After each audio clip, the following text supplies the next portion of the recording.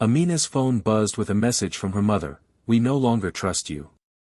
She stared at the screen for a moment, her chest tightening, then typed back calmly, "Understood."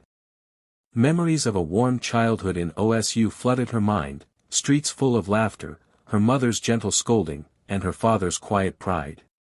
Now, years later, running her own tech startup, she felt the cold distance between them like a wall. Tension had been growing since the financial fallout that split the family, and Amina wasn't sure if she would ever bridge it. Then things got stranger. Her brother, Kofi, vanished from calls and messages, and unexpected holds appeared on the family account. A gnawing suspicion crept in, maybe she wasn't just caught in family drama. 2 days later, her phone rang with a frantic lawyer from a respected Accra firm on the line. He wasn't there to sue her. He warned that her late uncle's will had been tampered with and emergency injunctions were being filed that could freeze her company's assets unless she acted fast. Heart-pounding, Amina raced across the city, following leads that twisted through old family secrets. Documents, emails, and whispered confessions led her to a shocking truth: someone was exploiting the family's trust to their own gain. In the courtroom, tension snapped like a live wire. A leaked voice note changed everything, flipping public perception in seconds. And in the quiet aftermath, the truth came out: the person who had texted, "We no longer trust you," hadn't betrayed her at all. They had been trapped, forced into silence, and Amina finally understood the depth of the danger and the courage hidden in her family's actions. Tun's phone buzzed late one evening with a message from his mother, "We no longer trust you." He read it slowly, feeling a chill, but typed back with calm certainty, "Understood." Their relationship had always been close, but lately, things were strained. Ever since he had refused to sign a suspicious transfer at the company where he was CFO, his mother had grown distant, her warmth replaced with sharp silence. Tund, known for his honesty and integrity, tried not to overthink the message, but something about its coldness set a heavy weight on his chest. 2 days later, his phone rang. On the other end was a lawyer from Victoria Island, voice tense and urgent. Tund listened as the lawyer explained an audit had uncovered millions of naira moving through shell accounts linked to the family foundation, with Tund's name suspiciously attached. He couldn't believe it. His mind raced. Could someone really be framing him? The lawyer hesitated, then added a detail that made Tund's stomach drop: forged signatures had been found, and the money trail pointed toward a well-known politician. Someone was using him as a cover for massive money laundering, and the evidence made it look like he was complicit. Determined to clear his name, Tund dived deep into forensic accounting, poring over files and tracing transfers late into the night. Every discovery added a piece to the puzzle: patterns that didn't fit, accounts that had no real owners, and email threads that hinted at manipulation. He knew he couldn't act alone. With the lawyer's help, he set a risky trap, baiting the real perpetrator into revealing themselves. The tension was unbearable: every step could backfire, every wrong move could ruin him. The breakthrough came in the dead of night. Tund arranged a meeting, live-streamed to ensure witnesses, and confronted the mastermind. The evidence was undeniable. Forged signatures, manipulated accounts, and the politician's complicity laid bare.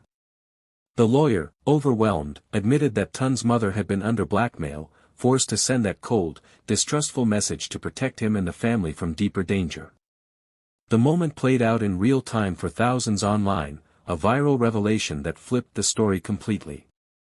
As the live stream trended across social media, the public watched Tund's name cleared in dramatic fashion. His calm integrity had exposed corruption and deceit, turning what seemed like betrayal into proof of courage. His mother's message, once a source of hurt, now held a deeper meaning, a desperate warning disguised as rejection.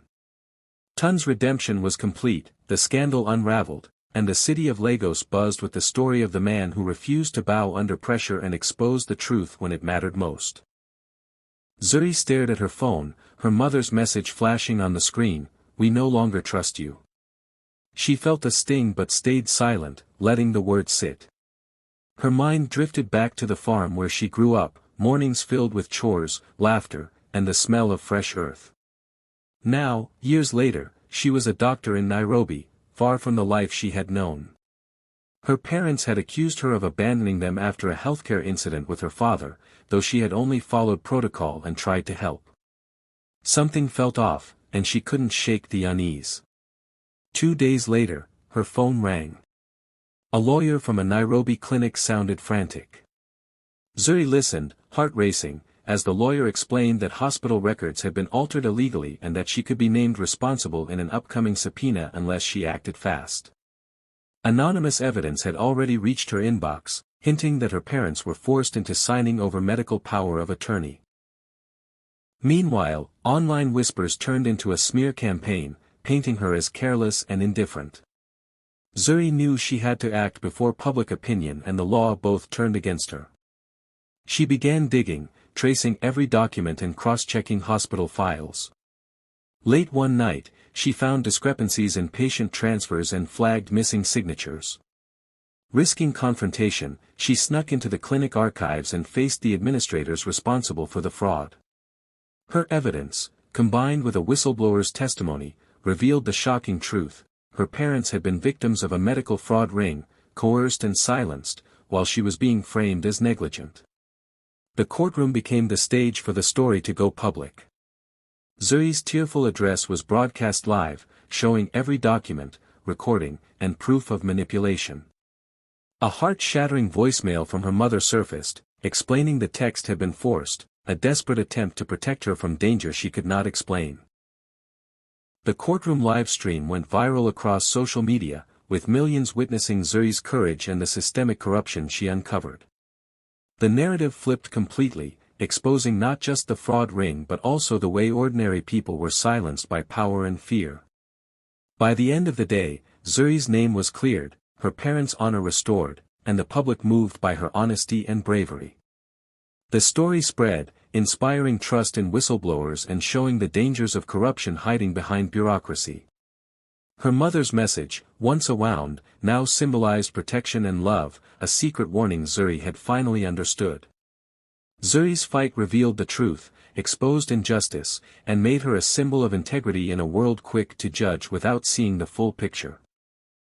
Kwame stared at his phone, reading the words that felt like a punch: "We no longer trust you." He typed back calmly, "Understood," though inside, a storm was brewing. Memories of the cocoa farm in Kumasi filled his mind, running through the fields as a boy, helping his father sort beans, and the laughter of family dinners. He had left years ago after a bitter feud over the farm, promising himself he would never be dragged into family disputes again. Now, that past seemed to be catching up. 2 days later, his phone rang. A lawyer from Kumasi sounded frantic on the line. Documents were arriving that showed Kwame had signed over land deeds he had never touched. To make matters worse, neighbors were whispering about a stranger living in the family compound. Kwame's company accounts were at risk of being frozen, and the situation escalated by the hour. The lawyer revealed the shocking truth. A clever property developer was trying to claim the family's cocoa farm by forging signatures, and Kwame's name was being used as a pawn to make the deal seem legitimate. Panic mixed with anger as Kwame realized this was bigger than just property, it was an attack on his family's legacy. Without hesitation, Kwame returned to the village. He rallied his old allies, people who had worked the farm alongside his family for years. Together, they investigated, finding the forged deeds and proof of tampering. The confrontation with the developer was tense, accusations flew, but Kwame remained calm, showing every document and recording every admission. Social media picked up the story quickly, neighbors shared drone footage of the farm and the intruder, and a viral petition calling for justice spread like wildfire. Public outrage gave Kwame the leverage he needed, forcing the local registrar to admit the forgery and reverse the fraudulent deeds. The courtroom and online community were alive with attention. Kwame's mother's text message, once so cold and hurtful, was revealed as a desperate warning. She had been trying to protect him and the family from ruin, forced into silence while the developer schemed. The farm was safe, Kwame's name cleared, and the village celebrated the victory. The viral footage, petitions, and live-streamed confrontations made Kwame a symbol of fighting back against corruption and greed. People all over were sharing the story, inspired by how a determined individual, with help from his community, could expose deceit and reclaim what was rightfully theirs. By the end, Kwame understood the message behind his mother's words. It had been fear, not betrayal. The farm, the legacy, and the family's honor were intact. And the story spread far beyond Kumasi, showing the power of courage, community, and persistence in standing up to those who try to steal what matters most. Kwame's calm reply of "understood" had been the first step in a fight that turned him into a hero in the eyes of many. Layla's phone buzzed late in the evening. She opened the message from her mother, and her heart sank. "We no longer trust you." She typed back a calm "understood," though inside she felt cold dread. Just as she put the phone down, it rang. A frantic lawyer from Dakar was on the line, speaking so fast that she barely caught the words. Something serious was happening, and her life was about to spiral into chaos.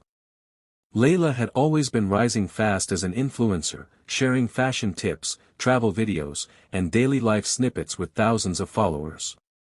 Suddenly, deepfake videos started circulating online, making it look like she was involved in things she never did. Her parents accused her, telling her to leave their home, and the world seemed to turn against her overnight. Sponsors pulled out, friends turned distant, and strangers even confronted her on the streets. Every notification on her phone brought a new wave of panic. But she couldn't shake the feeling that someone had planned this, using her as a distraction from something bigger. The lawyer confirmed her fears. The deepfakes were part of a scheme to silence witnesses in a corruption investigation, and her name had been used as cover. Someone powerful was trying to hide the truth, and Layla had been trapped in their plan. Determined not to let this ruin her life, she gathered digital forensics, scoured metadata, and tracked the origin of the videos. She staged a live online reveal, showing the evidence in real time, exposing the forgery, and forcing the authorities to admit that she had been framed. The real criminals scrambled, caught off guard as their plan collapsed. The clips of her reveal went viral instantly. Millions watched her tearful but strong explanation, and the world saw her innocence. Her mother's earlier text, which had seemed harsh, was revealed as a desperate attempt to protect her from the fallout while keeping her safe. Layla reclaimed her voice, sharing a heartfelt stand-up style testimony that combined humor, frustration, and courage. The online community rallied behind her, trending hashtags multiplied, and the story spread beyond Senegal to global audiences. By the end, Layla had turned what could have destroyed her into a platform of truth. She proved the power of digital savvy, courage, and speaking up. Her calm response to her mother's warning had been the first step, but it was her persistence, intelligence, and bravery that reclaimed her name, rebuilt her brand, and inspired thousands to fight back against lies and manipulation.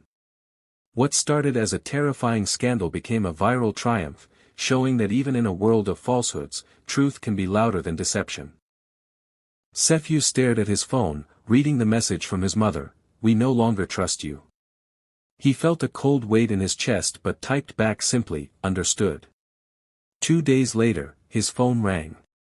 On the line was a lawyer from Kigali, speaking in rushed, nervous whispers. Something serious had happened, and Sefiu's life was about to spiral into a mess he hadn't expected. Sefiu had always tried to live honestly. He had left the family farm to start a small business in the city, far from the collapse of his parents' microfinance cooperative. But when the cooperative went under, villagers started whispering, pointing fingers, and accusing him of hiding from an old family debt. Letters arrived with threats, and soon a court injunction threatened to freeze his business assets. Friends avoided him, neighbors stared, and every rumor online seemed to grow louder. He felt trapped, haunted by accusations he didn't deserve. Then the lawyer explained the shocking truth.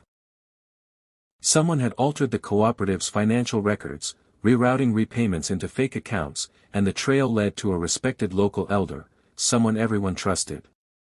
Sefiu realized this was bigger than a family feud, it was a carefully planned deception meant to ruin him. Determined to clear his name, he dug through ledgers, cross-referencing old receipts and records that had been overlooked.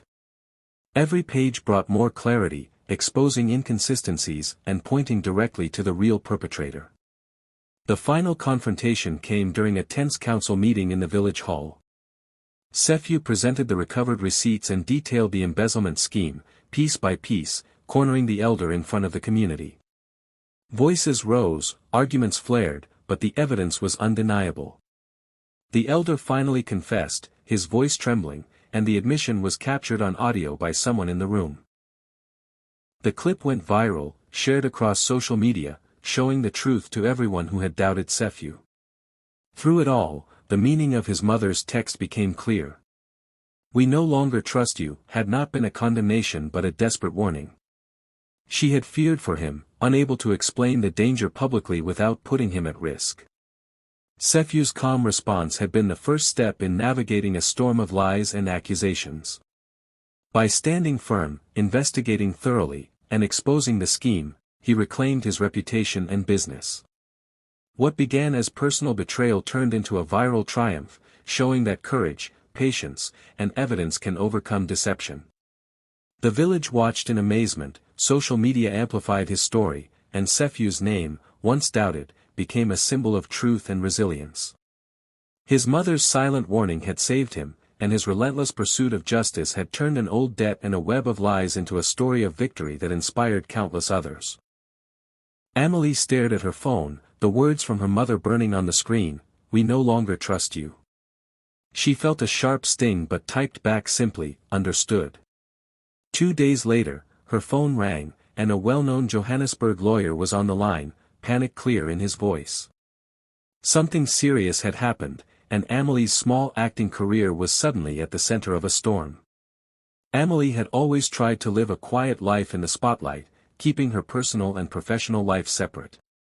But recently, she had been accused of leaking a celebrity's private files. Her parents disowned her publicly, and the media frenzy made her life unbearable. Paparazzi stalked her every move, an injunction threatened to freeze her bank accounts, and emails mysteriously leaked online made it appear as though she had colluded with powerful players. Friends disappeared, sponsors paused deals, and every social media comment seemed designed to humiliate her. Amelie felt cornered, unable to prove her innocence while the world judged her. Then the lawyer revealed the truth. Amelie was not the target at all. A multinational PR firm was orchestrating the scandal to bury evidence of their clients' crimes. They had forged a plaintiff, leaked emails, and planted evidence to make Amelie appear guilty, using her as a convenient scapegoat while investigators were misled. Her mother's cryptic text now made sense. She had sensed danger but could not explain it publicly, trying to warn Amelie without putting her directly in the crosshairs. Determined to clear her name, Amelie and the lawyer devised a bold plan. They staged a press conference, presenting evidence that contradicted the supposed timelines, exposing internal memos from the PR firm that proved manipulation. Every revelation turned the crowd's suspicion into shock and anger at the real perpetrators. Cameras caught the PR executive faltering on live broadcast, his lies unraveling in front of a national audience. Clips of the moment went viral instantly, shared widely on social media, trending across platforms and reigniting public support for Amelie. Finally, the meaning of her mother's text became clear to everyone. It was not betrayal but fear for her safety, a desperate push to act carefully in the middle of a dangerous scheme. As the truth spread, public opinion shifted, and people rallied behind Amelie. Her reputation, once under siege, was restored. The viral moments of the press conference, the exposed emails, and the live unraveling of the PR firm's plan became a story of resilience, courage, and vindication. Amelie had turned a carefully constructed lie into a public triumph, reclaiming her voice and her career while showing that even in the chaos of scandal, truth can shine and justice can prevail. Nia stared at her phone, reading the cold words from her mother, "We no longer trust you." She swallowed the hurt, fingers trembling slightly, and typed back, "Understood." 2 days later, her phone rang, and a frantic lawyer from Abidjan was on the line, panic in every word. Nia's world shifted instantly. She had recently returned home after observing elections abroad and exposing serious irregularities. Her family had pulled away, uneasy amid dangerous political whispers, and now it seemed the danger had found her. Threats escalated fast. The lawyer explained that subpoenas and emergency court motions were targeting Nia, branding her as a data manipulator. If successful, this would criminalize her reports and silence every whistleblower who had confided in her. Nia's heart raced as she realized someone high up in the system was trying to make her the scapegoat, using falsified data logs to discredit the expose she had worked so hard to release. The stakes could not have been higher. Her career, her safety, and the truth itself hung in the balance. Determined not to be silenced, Nia teamed up with a courageous whistleblower inside the Electoral Commission and used hacked backups to reconstruct the altered data. In a timed, precise release, they leaked indisputable proof showing the extent of the election fraud and the manipulations intended to frame her. Social media exploded, news outlets picked up the story, and Nia's name went viral as the face of integrity and courage. Her mother's text, once a wound, was understood as a desperate shield, a warning meant to protect rather than condemn. The world celebrated the victory, but Nia felt the cost. Trust had been tested, her family strained, and the danger was not entirely gone. The proof was out, the narrative flipped, but the personal toll was heavy, a reminder that exposing the truth can save the story while leaving scars behind.